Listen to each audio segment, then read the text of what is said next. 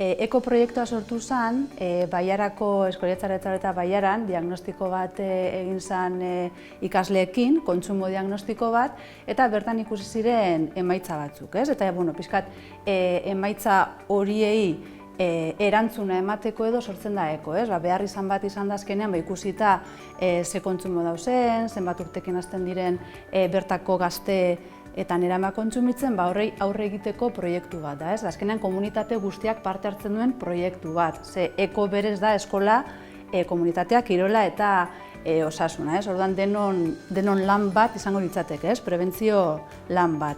Formakuntza honetan landu ditugun atalak izan dira alde batetik aurraren ezaugarriak ezagutu ditugu, aurraren ezaugarri evolutiboak, autoestimua, komunikazio eraginkorra, erabakiak hartzea, erabakiak hartu, gatazkak konpontu eta pertsona arteko harremanak izan dira landu ditugun edukiak.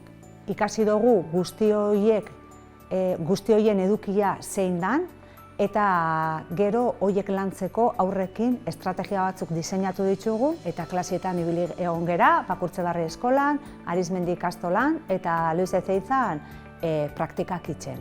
Prozesua oso interesantia izan da, ze gure burua bost eduki horien aurrean nola kokatzen den aztertu dugu eta norberan hutsuniak identifikatu ditugu ere, ez?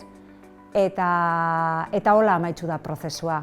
Gure esperientzia, gure balorazioa formakuntzari dagokionez oso positiboa izan da, guztiz emankorra, bai gu pertsonalki eta profesionalki, eta izan dugun ikasleen taldearen heterogenotasunak indabena da zelan, nolabait gu baita ere egunero eta saioak aurrera joan ahala, erronka berriei aurre egitea, eta orokorrean oso balorazio positiboa izan da.